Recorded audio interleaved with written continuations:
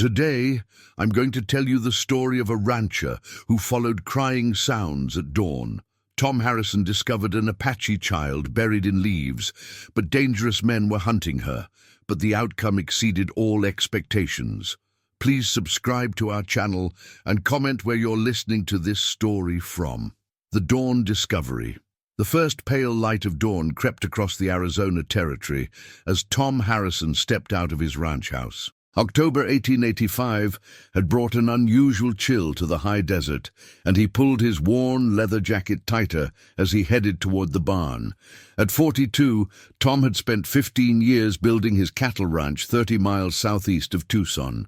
The isolation suited him.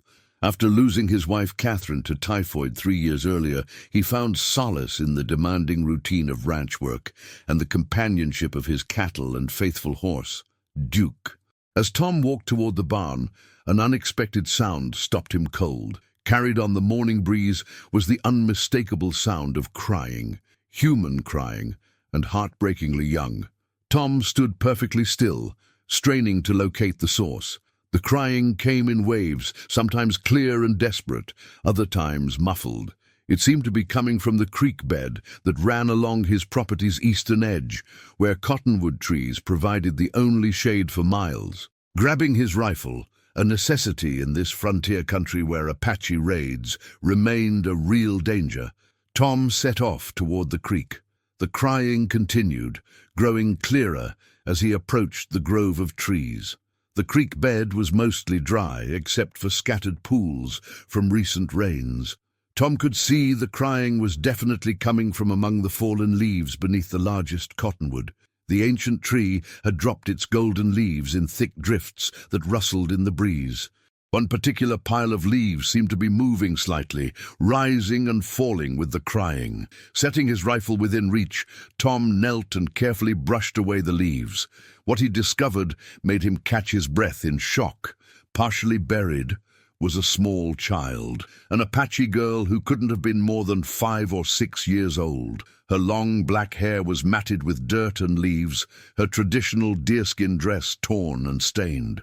But what struck Tom most was the terror in her dark eyes as she looked up at him, instinctively trying to burrow deeper despite her obvious exhaustion. "Easy there, little one," Tom said softly, keeping his voice gentle while slowly reaching out. "I'm not going to hurt you." The child's crying stopped the moment she saw him, replaced by tense silence that was somehow more heartbreaking. She watched his every movement with the wariness of a wild animal ready to bolt. Tom could see scratches and bruises on her skin, and her lips were cracked from dehydration. "Are you hurt?" Tom asked, knowing she probably didn't understand English, but hoping his tone would convey peaceful intentions. "Where's your family, child?" At the mention of family, the little girl's composure cracked, and fresh tears streamed down her dirt-stained cheeks. She whispered something in Apache, her voice barely audible, but Tom didn't need to understand the words to recognize the anguish. Tom looked around for clues about how this child came to be alone. About 20 yards upstream, he spotted the remains of a small camp, cold ashes, scattered belongings, and ominously dark stains on rocks near the water that looked like dried blood.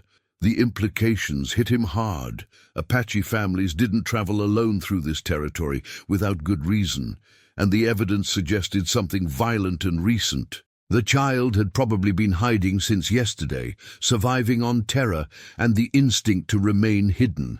Tom turned back to the frightened girl, his heart aching for what she must have witnessed.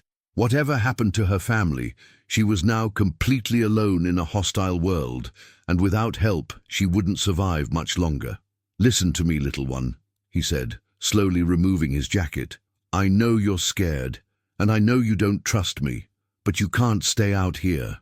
You need food and water and somewhere safe." The child shrank back as he approached with the jacket, but Tom moved deliberately, wrapping it around her small shoulders. She was shivering from cold, fear, or shock, but the warmth seemed to provide some comfort. "My name is Tom," he said, pointing to himself. "Tom, can you tell me your name?"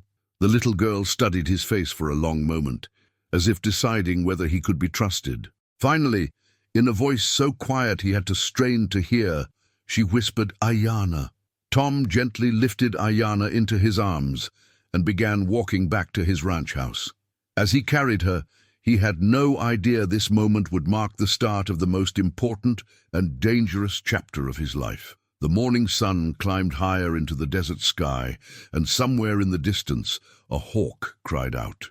But for Tom Harrison, the only sound that mattered was the gradual quieting of a frightened child's breathing as she finally allowed herself to rest against his shoulder, trusting, for the first time in days, that she might be safe. The delicate bond.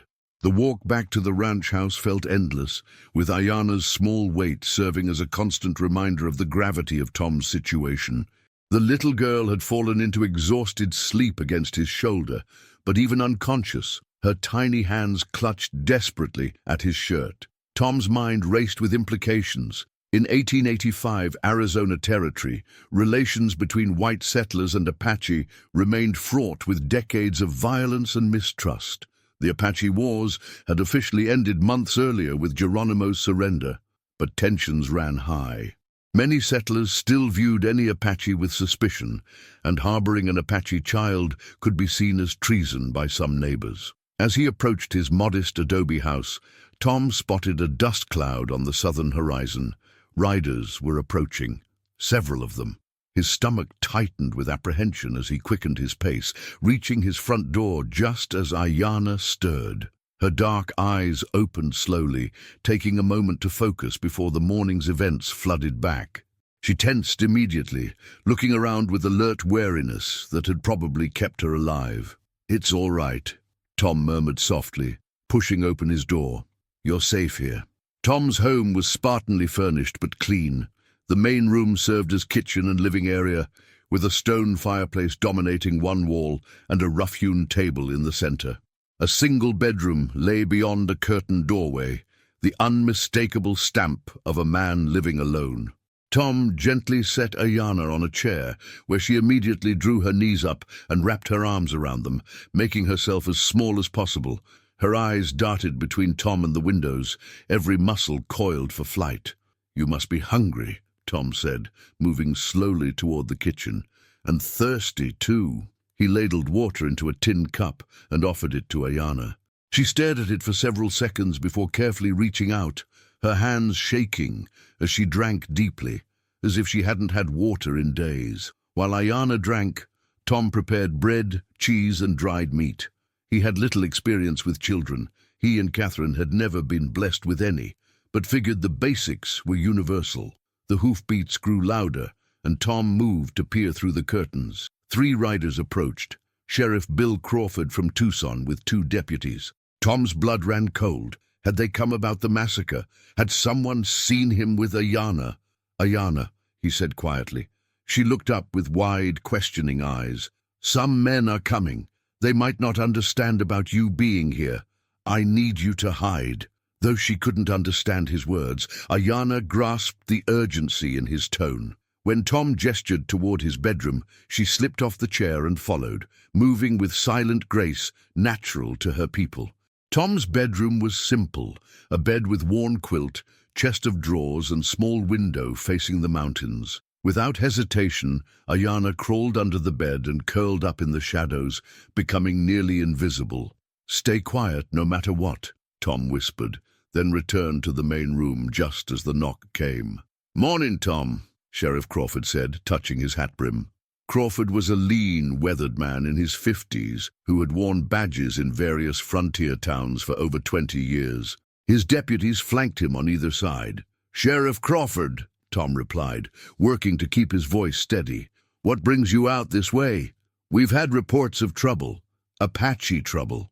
A family was found massacred about 15 miles southeast yesterday evening.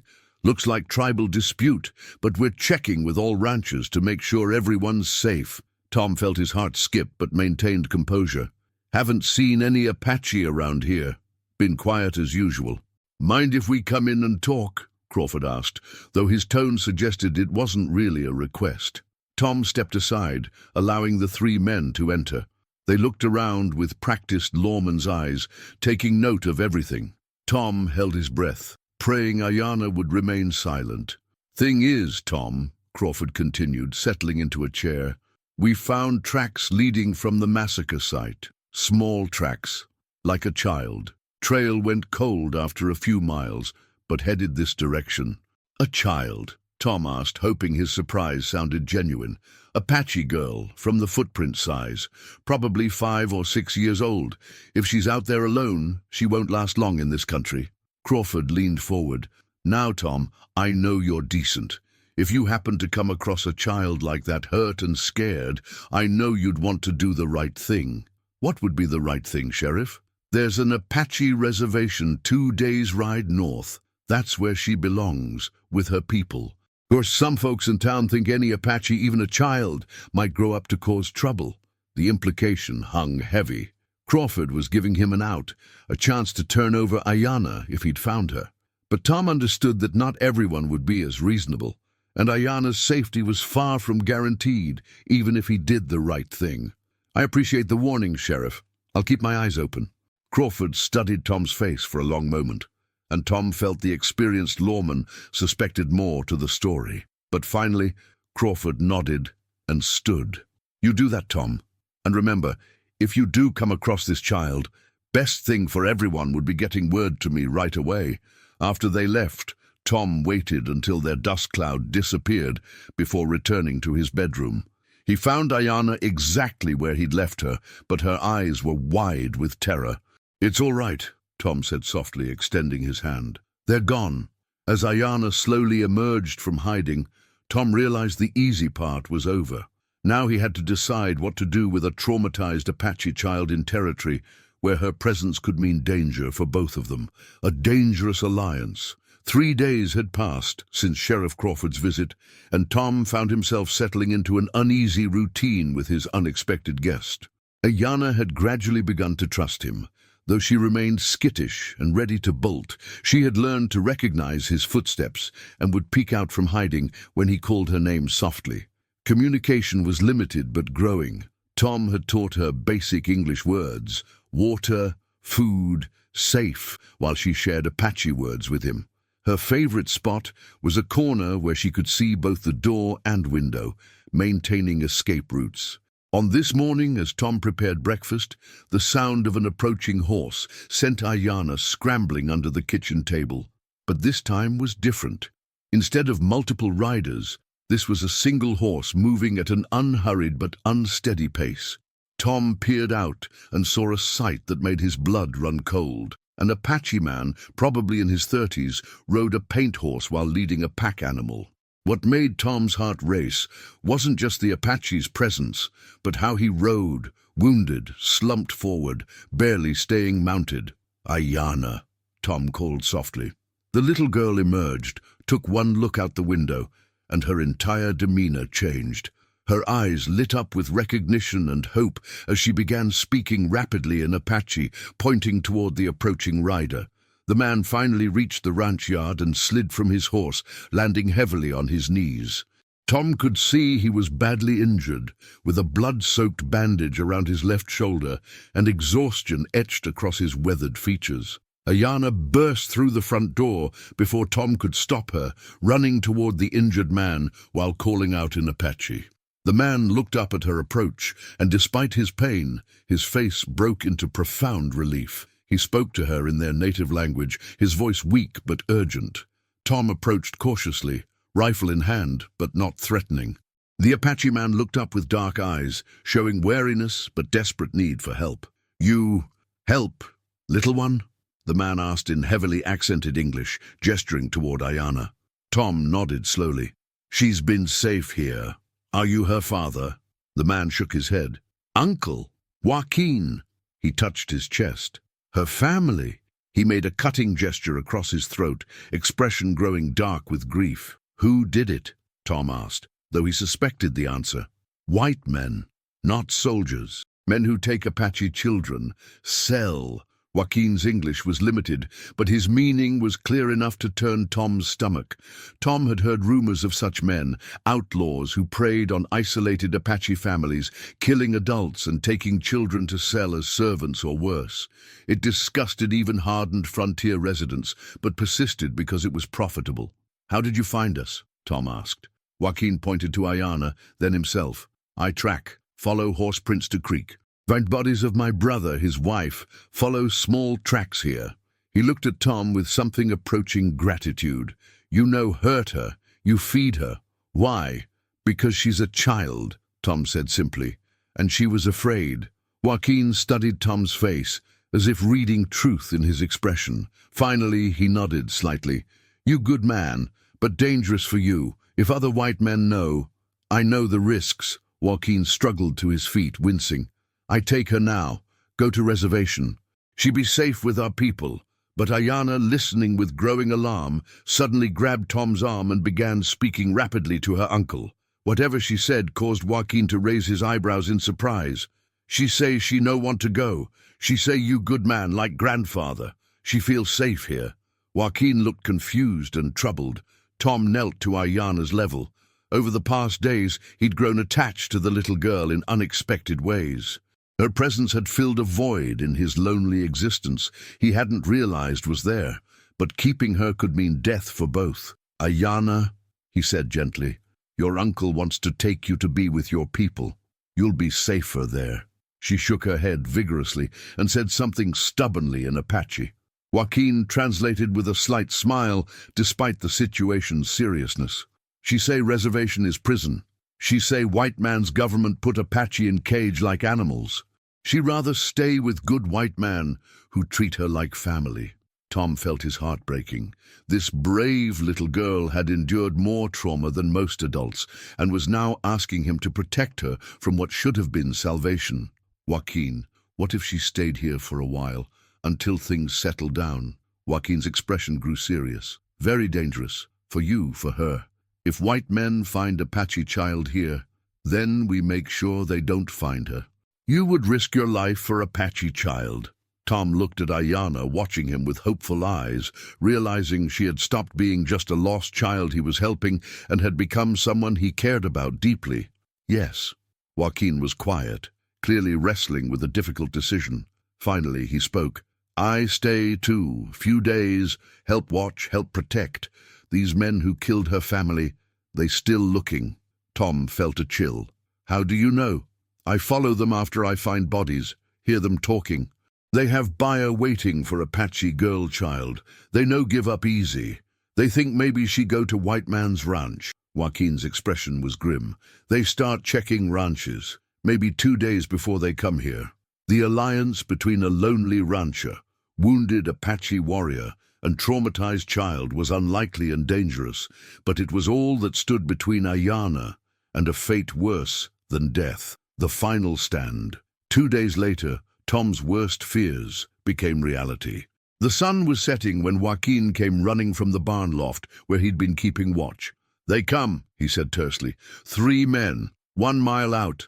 Tom's heart pounded as he looked at Ayana, who had been helping prepare dinner. Over recent days, she had begun to smile and even laugh once when his Apache pronunciation went completely wrong. Now, seeing fear return to her eyes, he felt fierce protectiveness surge through him. The root cellar, Tom said quickly, pulling up wooden boards that concealed the hidden space beneath his kitchen floor. Remember what we practiced.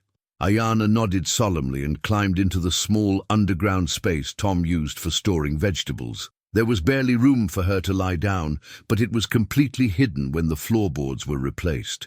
No matter what you hear, don't come out until I call your name 3 times, Tom reminded her. She nodded bravely. Tom replaced the boards and scattered flour across them to disguise disturbance. Joaquin positioned himself in the barn with Tom's spare rifle, despite his injured shoulder. 3 riders emerged from twilight. Even at distance, something menacing marked their approach. The leader was tall and thin, with a scarred face and cold eyes. His companions were shorter but heavily built, comfortable with violence. Evening, the scarred man called as Tom stepped onto his porch. Name's Fletcher. We're looking for something that belongs to us. Don't know what you mean, Tom replied, keeping his voice steady. Fletcher smiled without warmth. Apache girl, about 6 years old. We tracked her this direction. Haven't seen any Apache around here. Mind if we look around? It wasn't really a question. The three men searched his house with practiced efficiency. Tom's heart hammered as they walked directly over the concealed root cellar, but the hiding place held. After 20 minutes, they emerged empty-handed but unconvinced.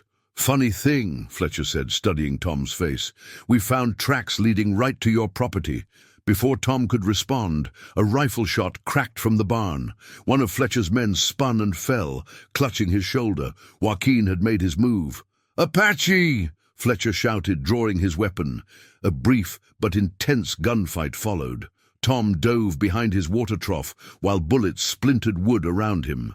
Joaquin kept the outlaws pinned with accurate fire despite his wound, but odds were against them. Fletcher and his remaining man began flanking the barn. Realizing Joaquin would soon be overwhelmed, Tom made a desperate decision and charged across open ground toward the outlaws. His unexpected attack caught Fletcher off guard. Tom tackled the outlaw leader before he could bring his gun to bear. They rolled in dirt, fighting desperately for control of Fletcher's weapon. Finally, Tom managed to get his hands on the gun. Fletcher, beaten, raised his hands in surrender. "It's over," Tom panted, training the weapon on the remaining outlaws. Joaquin emerged from the barn, covering the wounded man. Later that evening, after Sheriff Crawford had taken the outlaws into custody, Tom sat on his porch with Joaquin and Ayanna. The crisis had passed, but all understood their lives had changed forever. "She cannot stay here," Joaquin said quietly. "Others will come." Tom looked at Ayanna, who had been silent since emerging from the cellar. "What do you want to do?" She spoke in Apache to her uncle. Joaquin translated thoughtfully.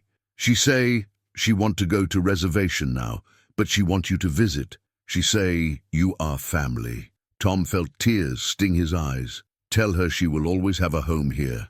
Always." 6 months later, Tom made his third journey to the reservation. Each visit he found Ayanna growing stronger and more confident, but she always ran to greet him with the same joy. "Uncle Tom," she said in improving English as they watched the sunset, "I not forget what you do. Someday I help others like you help me." Tom smiled, knowing this remarkable girl would indeed make a difference. Their story began with crying at dawn, but became something beautiful, proof that compassion can cross any divide. Sometimes, family is found in the most unexpected places.